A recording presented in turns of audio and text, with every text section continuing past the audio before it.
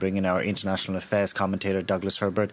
Doug, Russia continues to issue these denials, but new satellite imagery seems to be telling a different story. Yeah, they can deny and issue these broad blanket denials as much as they want, but more and more the evidence is flying in the face and showing the lie to the propaganda machine.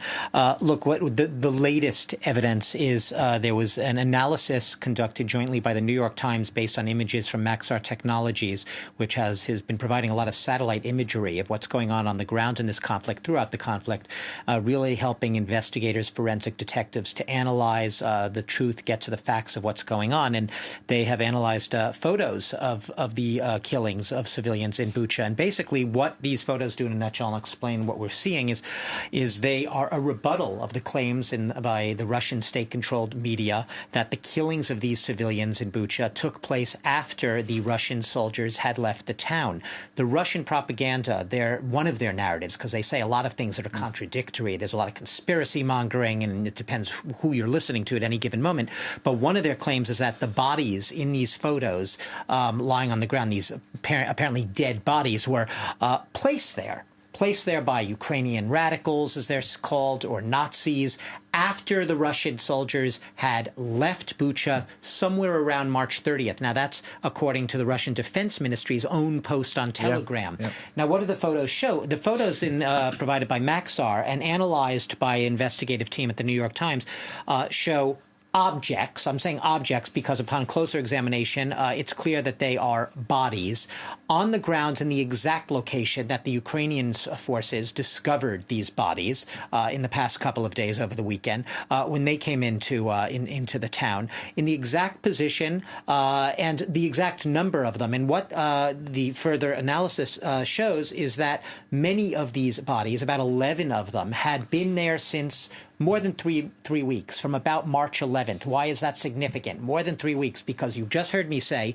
the Russian narrative is that these bodies were placed there by Ukrainian, in quotes, Nazis, trying to provoke, as a provocation to try to discredit, to tar Russia in the eyes of the world and bring more sanctions upon poor, innocent Russia. What this narrative shows is these bodies have been there for weeks during a time in early to mid-March when the Russians controlled Bucha. Not me saying when the Russians controlled Bucha, when the Russians, on their own acknowledgement, controlled Bucha.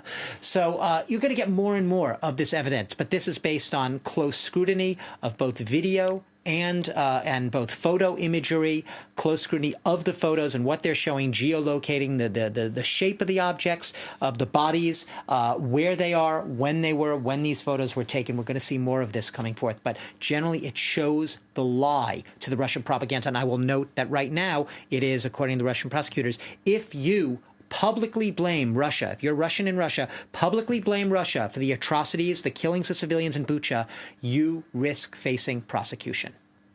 And despite all this, despite these images, satellite images, etc., the Kremlin continues to push its narrative. Yeah, and we've heard what that narrative is. The narrative is contradictory because they're trying to come up with some sort of coherent theme. As more and more evidence, the truth will out, as they say. As more and more evidence emerges showing what actually happened and pointing more and more overwhelmingly to the fact that these were atrocities committed at the hands of Russian soldiers. Obviously, yes, investigators will have to get to the very bottom of it, but showing the lie to the Russian narrative, you have an interesting phenomenon at work here. You have Putin's ratings soaring. His ratings now over 80%, around 83%.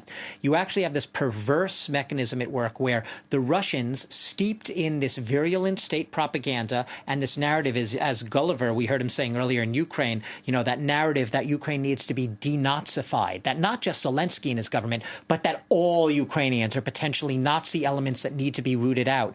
That narrative is leading to a sense of both a sense of anti-Ukrainian sentiment in Russia, but also whipping up Russian patriotism and perversely doubling down by Russians, many Russians who only get their news from state-controlled TV media, doubling down in their support of Putin and the sense that he is waging a just war against a threatening Nazi-teeming state.